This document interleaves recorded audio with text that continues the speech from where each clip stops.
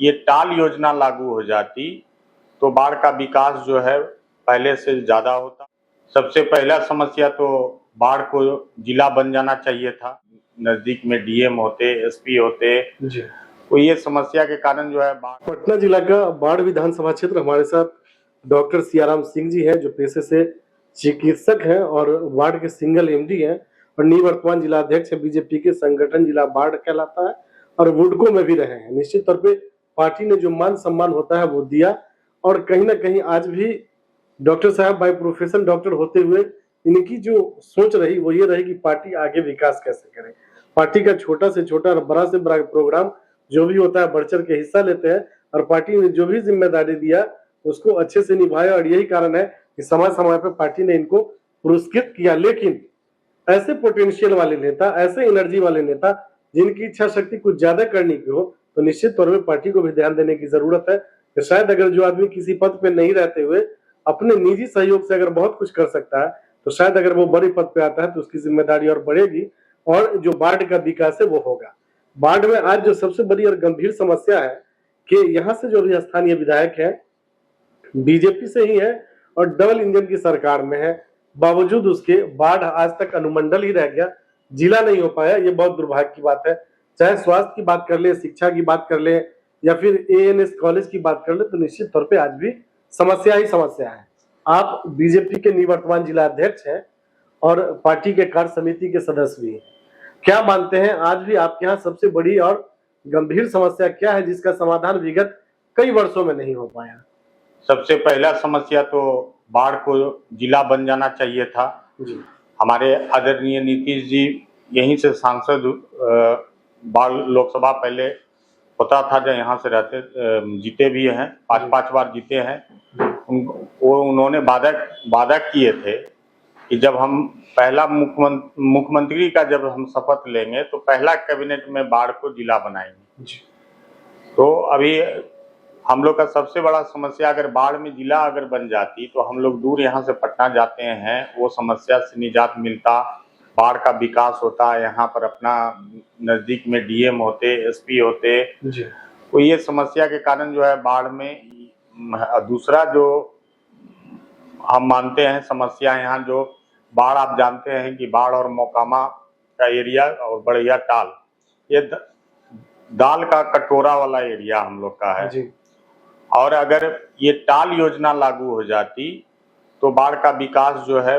पहले से ज्यादा होता। और यहाँ पर आप जानते भी हैं कि बाढ़ में बहुत सारे दलहन की मिलें हैं जी। और किसी न किसी कारणवश जो टाल योजना नहीं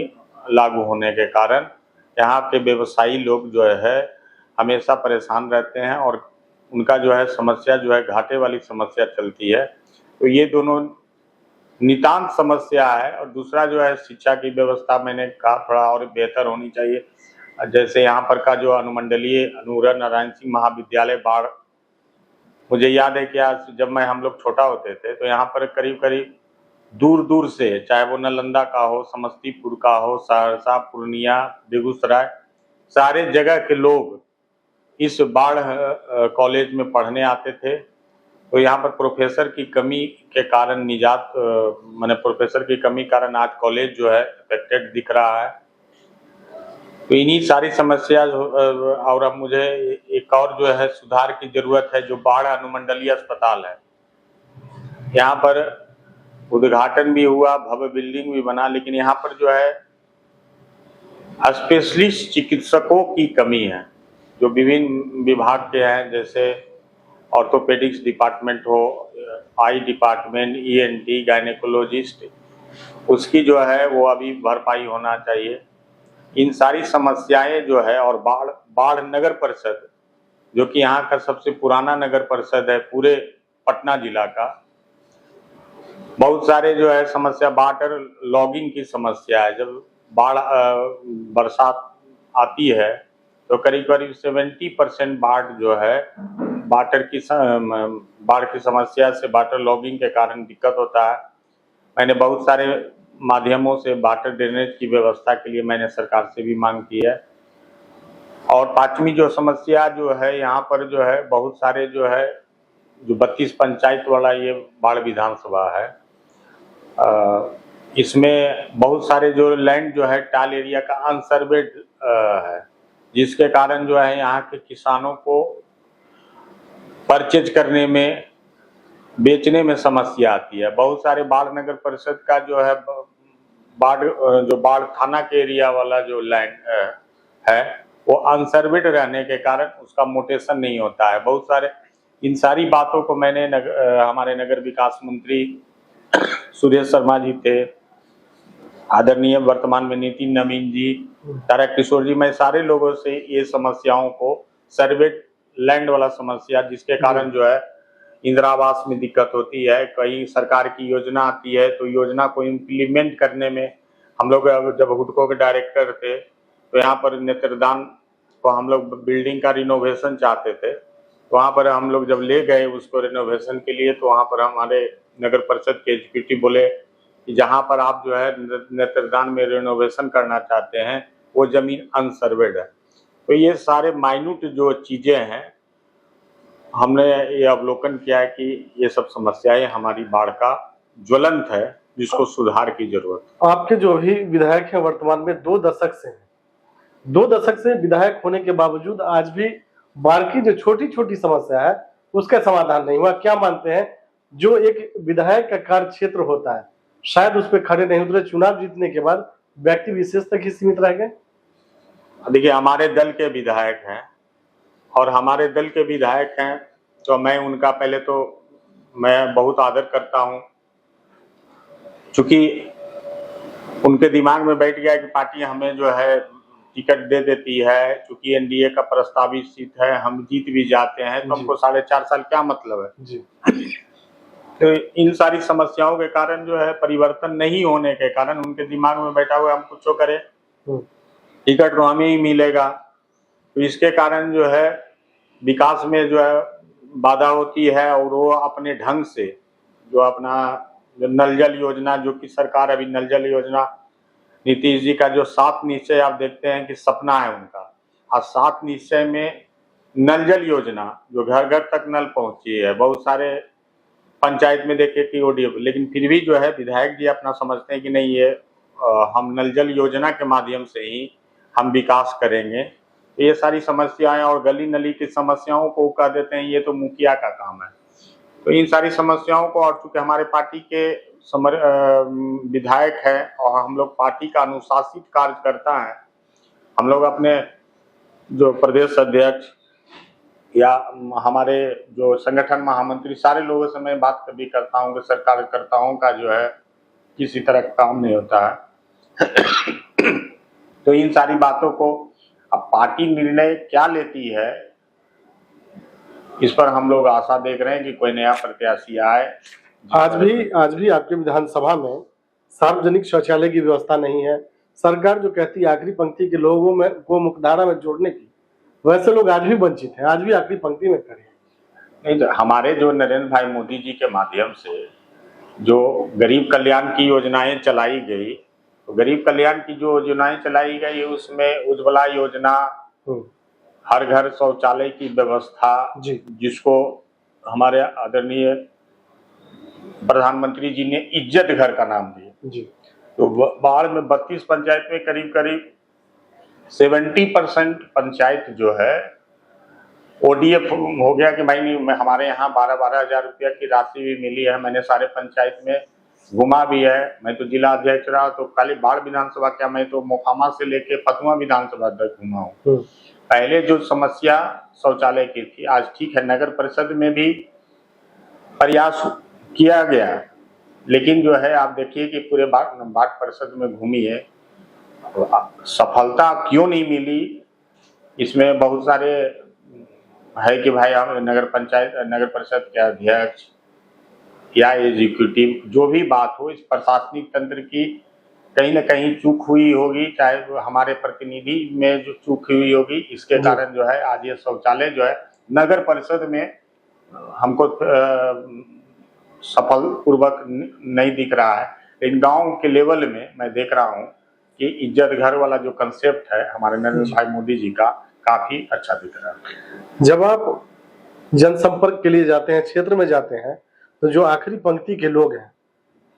जब वहां पहुंचते हैं, दलित और महादलित की बस्तियों में पहुंचते हैं, तो किस तरह की परेशानियों का सामना करना पड़ता है आपको? तो वो जो समस्याएं, जो दलित और महादलित की जो समस्याएं जो आप बता रहे हैं, जी पहले की तुलना में आज से 2014 के पहले जी आज जो है हमारे नरेंद्र भाई मोदी जी जो डबल इंजन की सरकार बनी, उसके बाद जी लोगों का जो है जो केस हो किसी तरह का जो झगड़ा झंझट का मैटर हो, वो सब कम हुआ है। उन एरियो में जब मैं सलम बस्ती में जाता हूँ तो पहले की तुलना में सफाई ज्यादा अब दिखता है। उन लोगों को सरकार की योजनाओं का लाभ, जैसे कि उज्ज्वला योजना का लाभ हो, शौचालय योजना का लाभ हो, प्रधानमंत्री जनधन खाता का लाभ हो, चाहे हमारे आदरणीय नीतीश कुमार जी के माध्यम से जो नल जल योजना वाले लाभ हो, जी स्टूडेंट क्रेडिट कार्ड का जो है लाभ हो, जी सारे जो है हमारे दलित महादलित के भाई बंधुओं को, चाहे पोशाक योजना है। आज जो है दलित और पहले आप देखते होंगे कि जो है दलित और महादलित के बच्चे एवं बच्चियां स्कूल से कोसों दूर भागती थी। आज जो है उन बस्तियों, स्लम बस्तियों में मैं जब जाता हूँ पंचायत के, तो सारे बच्चे एवं बच्चियां पता चलता है कहाँ भाई, तो स्कूल में है। मिड डे मील का कंसेप्ट जो है, आज देखिए आज मिड डे मील में अंडा भी मिल रहा है, फल भी मिल रहे हैं। तो और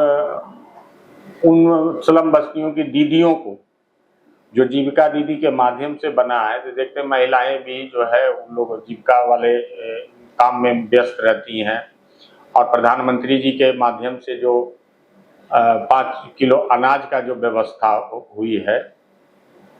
वो देखते हैं कि अब वो सुखी संपन्न पहले की तुलना में उन लोग का जो है लिविंग ऑफ स्टैंडर्ड जिसको बोलते हैं, काफी सुधार हुआ है। अब उन्हीं बस्तियों में जाते हैं तो पहले जो है जो पक्कीकरण जो हुआ, उनके घर भी जाने में किसी तरह का कोई दिक्कत नहीं होता है। उनका जो है लिविंग ऑफ स्टैंडर्ड काफी सुधार हुआ है। आपकी 15 में भी दावेदारी थी, 20 में भी थी, किंतु परंतु था, लेकिन इस बार श्योर अनसर्टेन माना जाता है, सटीक है। और हम लोगों की सहयोग और शुभकामनाएं भी आपके साथ है। पार्टी आपको सिंबल देती है और जनता अगर मौका देके बाढ़ का विधायक बनाती है तो चुनाव जीतने के बाद आपकी पहली प्राथमिकता क्या होगी? मेरी पहली प्राथमिकता जो है बाढ़ को जिला बनाना। जी, बाढ़ के जनप्रतिनिधि जो बनते हैं ये भूल जाते हैं कि बाढ़ को जिला बनाना। बनने के समय सब लोग को याद आता है कि बाढ़ जिला बने, जी, टाल योजना लागू हो, शिक्षा का सुधार हो, स्वास्थ्य व्यवस्था में सुधार हो। लेकिन सबसे पहले हम अगर यहाँ मुझे प्रतिनिधित्व करने का मौका मिलता, पार्टी अगर देती है, तो सबसे पहले मेरा जो मांग रहेगा, मैं साल भर के अंदर अपने प्रतिनिधित्व काल में बाढ़ को जिला बनाएंगे। और जो मैं बारीकियों से जो 20 साल का मैंने बाढ़ में तपिश झेला है, शिक्षा का व्यवस्था, स्वास्थ्य की व्यवस्था, जो हर घर नल जल योजना में कहीं भी त्रुटि आ रही है उसका सुधार, शौचालय में कहीं जो आप बोल रहे हैं कि यहाँ पर वाटर लॉगिंग की व्यवस्था, और ये हमारा जो है शौचालय शहर में नहीं सफल सार्वजनिक शौचालय दिख रहा है, इसका हम सुधार सबसे पहले करेंगे। डॉक्टर सियाराम सिंह जो बीजेपी के निवर्तमान जिला अध्यक्ष, संगठन जिला बाढ़ के उडको में भी चेयरमैन जैसे बड़े पद पे रहे हैं, और यही कारण है कि यहाँ जो करोड़ों का इन्वेस्टमेंट हुआ उडको के माध्यम से, वो इनके कार्यकाल में हुआ। निश्चित तौर पे जब उडको बहुत बड़ी बात नहीं होती है, अगर विधायक चाहे तो इस इच्छा शक्ति से ज्यादा काम कर सकते हैं, लेकिन अगर उडको में जाने के बाद इतनी बड़ी व्यवस्था बदल सकती है तो निश्चित तौर पे इनके विधायक बनने के बाद और भी ज्यादा काम हो सकता है। लेकिन सबसे बड़ा सवाल ये है कि पार्टी ऐसे लोगों को सिर्फ इसलिए ढोती है कि वो दूसरी पार्टी से आपके यहाँ किसी भी कारणवश, चाहे वो किस परिस्थिति में आए वो आपको ही पता है, इसलिए पार्टी ढोती है, या आपकी ऊर्जावान जो कार्य करता है। ऐसे जिला अध्यक्ष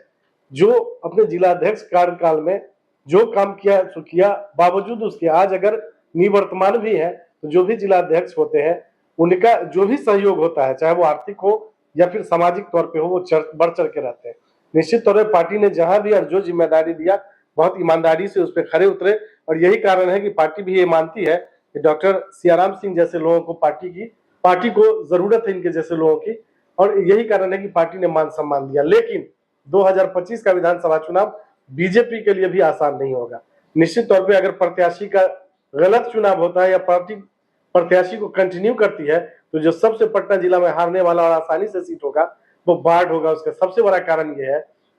कि यहाँ से जो भी विधायक है ज्ञानेंद्र सिंह ज्ञानू, वो व्यक्ति विशेष लोगों से घिरे रहते हैं और जनता से मोह भंग हो चुका है। आम आदमी, रिक्शा चलाने वाला, ठेला चलाने वाला, दिहाड़ी मजदूरी करने वाला, फुटपाथ पे सब्जी और फल बेचने वाला, निश्चित तौर पे सब परेशान है। तो सब लोगों की एक ही डिमांड है कि उनको हटा के दूसरे को मौका देना चाहिए। और एक बात जो सबसे अलग यहाँ बाढ़ में दिखती है वो ये है कि एक ऐसा नेता जो पेशे से डॉक्टर हो, कोई गरीब भी आते हो तो निश्चित तौर पे आर्थिक सहयोग के अलावा अपने माध्यम से जो भी होता है वो हर संभव कोशिश करते हैं। उनके साथ जो सबसे बड़ा झुकाव है वो महागठबंधन, आज के समय में जो चिर प्रतिद्वंदी कहा जाता है, इंडिया को कड़ी टक्कर देने वाला महागठबंधन, उसके बड़े पदाधिकारी पद में बैठे हुए लोग ये कहते हैं कि अगर डॉक्टर सियाराम सिंह जैसे लोग आते हैं तो पार्टी से हट के व्यक्तिगत तौर पर मेरा